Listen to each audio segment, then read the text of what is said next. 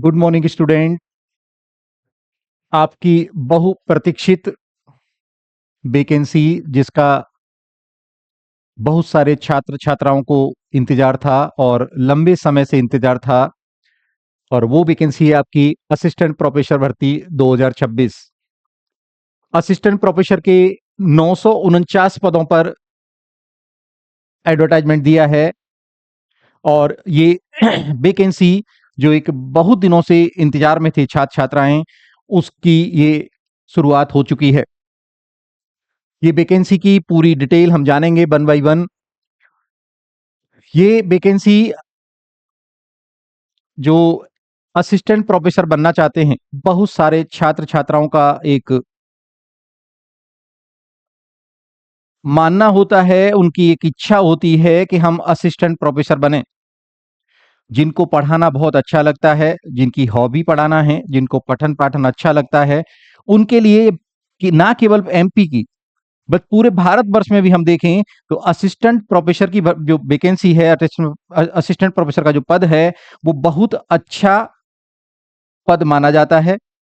और इसी इंतजार, ये आज आपका लोगों का इंतजार जो था काफी दिन से, वो आज खत्म होता है, समाप्त होता है। वैकेंसी आ चुकी हैं, बम्पर वैकेंसी आई हैं। इसकी हम डिटेल में चर्चा करेंगे। 26 मार्च तक आवेदन इसके कर सकते हैं। फरवरी से इसके आवेदन की प्रक्रिया शुरू होगी। वैकेंसी की बात करते हैं तो वैकेंसी क्या क्या वैकेंसी आपकी आई हैं। ये आपके 949 पद हैं। पद कितने हैं? 949, 949। अच्छा है, 949 ये पद हैं। ये नोटिफिकेशन रिलीज हुआ था आपका 31 दिसंबर 2025, अर्थात आपका विगत वर्ष जाते जाते आपको एक वैकेंसी का तोहफा देके गया है। 949 पद हैं। 27 फरवरी से, कब से? 27 फरवरी से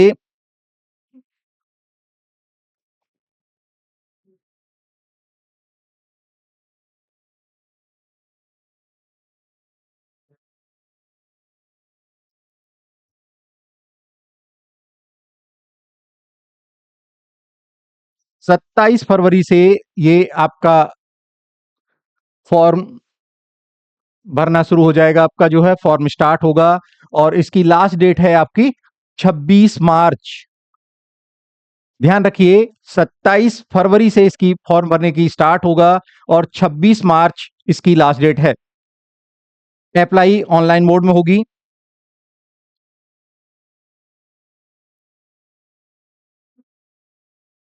नेक्स्ट आप हम देखते हैं कि 31 दिसंबर को ये रिलीज हुआ, 27 फरवरी से इसकी शुरुआत होगी और फॉर्म भरने के लिए आप लोग अपनी डॉक्यूमेंट्स जो भी हैं उनको प्रिपेयर करके रखिए। कुल पद का विवरण ऐसे है आपका: हिंदी, अंग्रेजी, arts, commerce, social science, science stream सहित 949 पद असिस्टेंट प्रोफेसर के हैं। इनकी घोषणा हुई है, देख लेते हैं वन बाय वन। हिंदी के टोटल पद हैं 57। हिंदी के कितने पद हैं? 57। आपके 15 पद जनरल, 9 एससी, 11 एसटी, 16 आपके ओबीसी के हैं और 6 आपके जो पद हैं, 6 पद जो हैं आपके ईडब्ल्यूएस के हैं। इसी प्रकार अंग्रेजी के पद हैं आपके 56। इसके संस्कृत है, भूगोल है, इतिहास है, मनोविज्ञान है, कानून है, जियोलॉजी है, यौगिक साइंस है, कॉमर्स है, राजनीतिक विज्ञान, अर्थशास्त्र, समाजशास्त्र, भौतिकी, रसायन। कुल पद हैं आपके 949। नेक्स्ट हम देखते हैं कि इसके लिए शैक्षणिक योग्यता और आयु सीमा। असिस्टेंट प्रोफेसर जो आपकी भर्ती होनी है, ये जो है इसके लिए सभी विषयों के देखेंगे तो न्यूनतम योग्यता क्या है कि जिस विषय से आपको जैसे जो लोग तैयारी करते हैं उनको पता है, जिनको पता नहीं है वो ध्यान से सुने इसको, कि आपको संबंधित विषय में पीजी होना जरूरी है। क्या? पोस्ट ग्रेजुएशन होना जरूरी है। और पोस्ट ग्रेजुएशन भी कितना? 55% अंकों के साथ। ये क्या दिया है? कोई जनरल कैंडिडेट है, अगर वो जनरल का कैंडिडेट है तो उसको पीजी होना जरूरी तो है ही है, साथ साथ क्या है, उसको 55% के साथ उसको पास होना जरूरी है। बाकी जो आपके रिजर्वेशन के अनुसार जो उसमें छूट दी जाएगी। दूसरा, साथ साथ इसके क्या है, पीजी होने के साथ साथ क्या होना चाहिए कि या तो आप पीएचडी हो, या तो आप पीएचडी हो, नहीं तो आप नेट या जेआरएफ होना चाहिए। जो लोग नेट जेआरएफ भी नहीं है तो वो क्या है, एस सेट परीक्षा पास की होनी चाहिए। जो साइंस वाले विद्यार्थी हैं उनके लिए सीएसआईआर परीक्षा पास होनी चाहिए। दोबारा सुनिए इसको ध्यान से कि जो न्यूनतम इसकी योग्यता क्या है, आप पीजी होना चाहिए। पीजी कितना, 55% मार्क्स के साथ होना चाहिए। आरक्षण जो है एससी एसटी ओबीसी या जो उनके लिए जो छूट है वो एडवर्टाइजमेंट के अनुसार जो छूट है वो सबको मिलेगी। साथ ही साथ क्या है, इसके साथ पीजी में 55% मार्क्स तो होना ही चाहिए। साथ ही क्या है, पीएचडी, या तो आप पीएचडी हो, नेट हो या जीआरएफ हो, या आप सेट निकाले हो, या स्टेट एलिजिबिलिटी टेस्ट, या फिर आप जो साइंस सब्जेक्ट है तो सीएसआईआर का एग्जाम क्वालिफाई होना बहुत जरूरी है। तभी आप इसके लिए एलिजिबल हो, तभी आप इसका फॉर्म अप्लाई कर सकते हो। क्लियर हुआ? चलिए आगे बढ़ते हैं। नेक्स्ट देखिए, आयु सीमा। आयु सीमा की बात की जा रही है कि आयु सीमा इसकी क्या होनी, क्या आयु सीमा है इसकी। तो आयु सीमा को हम देख लेते हैं कि ये दिया है कि न्यूनतम आयु कितनी होनी चाहिए, 21 वर्ष। इसका फॉर्म अप्लाई करने के लिए न्यूनतम आयु 21 वर्ष होनी चाहिए। अधिकतम आयु नियमानुसार निर्धारित की गई है। आयु की जनगणना कब से होगी, 1 जनवरी 2026 से। आयु की गणना कब से करें, कब से काउंट करेंगे इसको, 1 जनवरी 2026 से इस आयु की गणना की जाएगी, इसकी काउंटिंग की जाएगी। सरकार की नियमानुसार, सरकार के जो नियम हैं, आरक्षित वर्ग के जो उम्मीदवार हैं उनको आयु सीमा में छूट दी जाएगी। ये क्या है, न्यूनतम 21 वर्ष और अधिकतम आयु जो अधिकतम आयु निर्धारित नियमानुसार की जाएगी, की गई है, ये जनरल के लिए है। जो आपके आरक्षित श्रेणियां हैं, आरक्षित वर्ग के जो कैंडिडेट हैं, जो स्टूडेंट हैं, उनके लिए क्या है, उम्मीदवारों को आयु में छूट दी जाएगी। नेक्स्ट देख लेते हैं कि सिलेक्शन प्रोसेस क्या है। नेक्स्ट देखेंगे हम क्या, सिलेक्शन प्रोसेस क्या है, किस किस आधार पर इस प्रक्रिया होगी। जो चयन की प्रक्रिया है वो किस आधारों पर होगी, तो इसमें स्पष्ट दिया हुआ है कि परीक्षा क्या है, 2 चरणों में पूरी होगी। क्या है, परीक्षा 2 चरणों में पूरी होगी। वो 2 चरण कौन कौन से हैं, एक चरण आपका रिटन एग्जाम होगा जिसमें 2 पेपर होंगे, और दूसरा चरण आपका इंटरव्यू का होगा।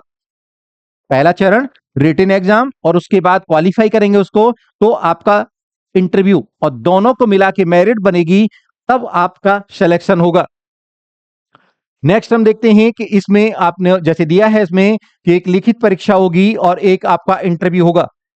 इसको थोड़ा सा समझ लीजिए, कुछ बच्चों की क्वेरी थी इसमें कि सर इसमें लिखित परीक्षा कैसे कैसे होगी और इसमें क्या क्या आएगा, और इंटरव्यू कैसे, जो इसके बाद जो इंटरव्यू का प्रोसेस रहेगा उसका आधार क्या रहेगा, इसको समझ लेते हैं। जैसा दिया है कि परीक्षा क्या है, 2 चरणों में होगी। परीक्षा 2 चरणों में होगी। एक लिखित परीक्षा होगी, पहला चरण क्या है इसका, लिखित परीक्षा का है, और दूसरा चरण आपका इंटरव्यू का, साक्षात्कार का। लिखित परीक्षा में 2 पेपर होंगे। एक आपका 50 क्वेश्चन, 50 क्वेश्चन आपके किसके आएंगे, वो सामान्य ज्ञान के, सामान्य पेपर होगा, वो सभी के लिए एक जैसा होगा। सामान्य जो पेपर होगा वो सभी अभ्यर्थियों के लिए एक जैसा होगा, जिसमें आपका एमपी का जीएस आएगा, एमपी का, मध्य प्रदेश का जीएस आएगा उसमें, साथ ही साथ उसमें राष्ट्रीय एवं अंतरराष्ट्रीय, राष्ट्रीय एवं अंतरराष्ट्रीय स्तर का क्या है, सामान्य ज्ञान के क्वेश्चन आएंगे। और तीसरा पार्ट है इसमें कंप्यूटर की आधारभूत जानकारी, कंप्यूटर की आधारभूत जानकारी होनी चाहिए आपको। 3 सेक्शन इसमें हैं। इसमें 3 सेक्शन कौन कौन से हैं, इसमें 3 सेक्शन हैं आपके।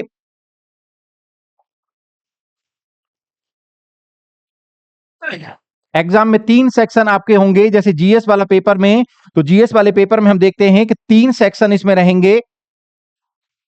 पहला सेक्शन रहेगा क्या, एमपी का जीएस रहेगा, एमपी का सामान्य ज्ञान रहेगा, जैसा कि एमपी के परीक्षा में आता है, वहां का जो कल्चर है, सांस्कृतिक जो पक्ष है, उससे जो क्वेश्चन आते हैं वो इस परीक्षा में भी आएंगे। दूसरा दूसरा राष्ट्रीय और अंतर्राष्ट्रीय, राष्ट्रीय एवं अंतर्राष्ट्रीय, अंतर्राष्ट्रीय स्तर का सामान्य ज्ञान आएगा। राष्ट्रीय एवं अंतर्राष्ट्रीय स्तर का सामान्य ज्ञान की जानकारी आपको होनी चाहिए। और तीसरा इसमें दिया है वो कंप्यूटर, कंप्यूटर की आधारभूत मतलब बेसिक जानकारी, कोई स्पेशल नहीं चाहिए इसमें, आधारभूत जानकारी, आधारभूत ज्ञान आपको होना चाहिए।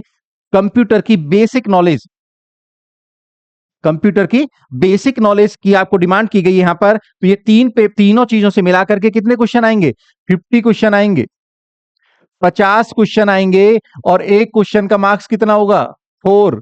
कितना हो गया ये, 200। तो 200 मार्क्स का क्या है, फर्स्ट पेपर होगा।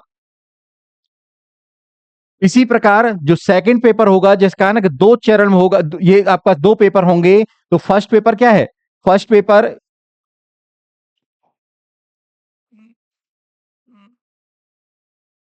फर्स्ट पेपर क्या है, फर्स्ट पेपर में 50 क्वेश्चन होंगे, 50 क्वेश्चन होंगे, एक क्वेश्चन का मार्क्स होगा 4, और ये हो गया 200। सेकंड पेपर जो होगा वो संबंधित विषय का होगा, जो सेकंड पेपर होगा वो सभी का संबंधित विषय का होगा। तो ये ध्यान रखने वाली बात है, जो 50 क्वेश्चन आएंगे ये सभी के लिए एक जैसे होंगे। ये फर्स्ट पेपर आपका जो है, और इसके लिए टाइम होगा आपका 1 आवर, 1 घंटा। कितना समय रहेगा इसका, 1 घंटा रहेगा, 60 मिनट में आपको ये करना होगा। सेकंड पेपर की बात करते हैं तो सेकंड पेपर में आपके 150 क्वेश्चन होंगे, और 150 क्वेश्चन का मार्क्स कितना है, ईच क्वेश्चन का मार्क्स कितना है, 4। अर्थात ये जो सेकंड पेपर है आपका, जो ऑप्शनल पेपर है, जिस सब्जेक्ट से आपने पीजी किया है, जिस सब्जेक्ट से आप एग्जाम दे रहे हो, जिस सब्जेक्ट के आप प्रोफेसर बनना चाहते हो, उसके लिए ये आपका कितना है, ये 600 मार्क्स का ये होगा। तो रिटन एग्जाम आपका टोटल मिला के कितना हुआ, ये रिटन एग्जाम हुआ आपका 800 मार्क्स का, 800 मार्क्स का रिटन एग्जाम है आपका। इसके साथ जब इसको क्वालिफाई करोगे तो इसके लिए भी एक शर्त रखी है। इसमें शर्त क्या है, एक मिनिमम शर्त रखी गई है कि इस एग्जाम में जो आपके आरक्षित वर्ग के लोग हैं, आरक्षित वर्ग के जो स्टूडेंट हैं, छात्र हैं, उनको प्रत्येक पेपर में मतलब दोनों पेपर में 10-10%, कितना, 10-10% की छूट दी जाएगी। जो आरक्षित वर्ग के लोग हैं, एससी, एसटी, ओबीसी, हैंडीकैप्ड या ईडब्ल्यूएस वाले जो लोग हैं आरक्षित वर्ग में, जो भी आरक्षित वर्ग में आएगा यहां पर, उसको 10-10% अंकों की क्या है, छूट दी जाएगी। इट मींस जो जनरल का कैंडिडेट है, जो जनरल में फाइट करेगा, उसको मिनिमम कितना लाना है, उसको 40% मार्क्स दोनों पेपर में लाना होगा। इसको क्वालिफाई करने का मिनिमम क्राइटेरिया क्या है कि आपको जो रिटन एग्जाम है आपका, उसमें फर्स्ट पेपर में 40% और आपका सेकंड पेपर में 40% मिनिमम लाना पड़ेगा जनरल कैंडिडेट को, तभी वो लिखे आपके साक्षात्कार के लिए, इंटरव्यू के लिए एलिजिबल होगा। लेकिन जो आरक्षित वर्ग के लोग हैं, जो एससी, एसटी, ओबीसी के लोग हैं, या आपके ईडब्ल्यूएस वाले लोग हैं, या आप जो भी आरक्षित वर्ग में आते हैं, उनको 10-10% की क्या है, अंकों की छूट दी जाएगी। इट मींस उनको मार्क्स कितना चाहिए, उनका अगर उनको 30% मार्क्स लाना है, ये लाना अपरिहार्य है दोनों पेपर में, दोनों पेपर में अलग अलग 30% मार्क्स लाना जरूरी है। और जो जनरल वाले कैंडिडेट हैं उनको 40% लाना जरूरी है। यहां तक एकदम क्लियर हुआ। नेक्स्ट देखते हैं,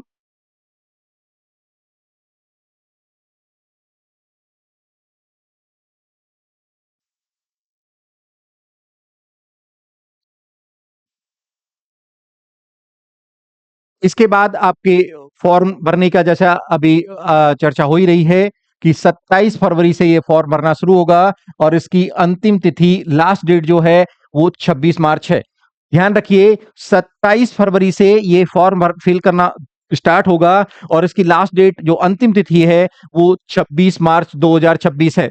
ऑनलाइन ये सारा वेबसाइट पे आएगा उस समय, आप लोग ध्यान रखिएगा इसका और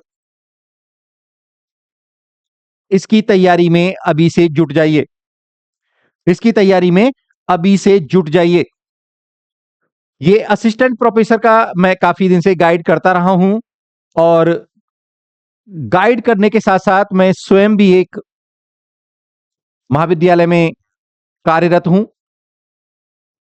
इसलिए इस परीक्षा के बारे में जब ये तैयारी जो लोग तैयारी करना चाहते हैं, जो लोग तैयारी कर रहे हैं, वो हमारे YouTube चैनल से जुड़ सकते हैं और इससे जुड़ करके जो भी आपकी क्वायरीज हैं, जो भी आपका सब्जेक्ट है, उसके बारे में कमेंट करके आप बताइएगा।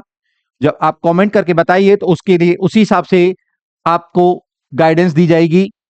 आपकी जो भी help more than possible help होगी वो हेल्प की जाएगी। लेकिन आप कमेंट करके जरूर बताइएगा कि किस किस सब्जेक्ट से आप तैयारी करना चाह रहे हो, कौन कौन लोग किस किस सब्जेक्ट से आप एग्जाम देना चाह रहे हो। उसके बारे में हमारे पास सबके सभी सब्जेक्ट्स के लिए लगभग जो आर्ट के सब्जेक्ट हैं उनके लिए मॉड्यूल्स है और उसमें जो जो बच्चे हैं जो इंटरेस्टेड हैं वो हमारे साथ जुड़ सकते हैं। और भी कोई क्वारी हो तो आप कमेंट करके जरूर बताइएगा। Thank you, that's all.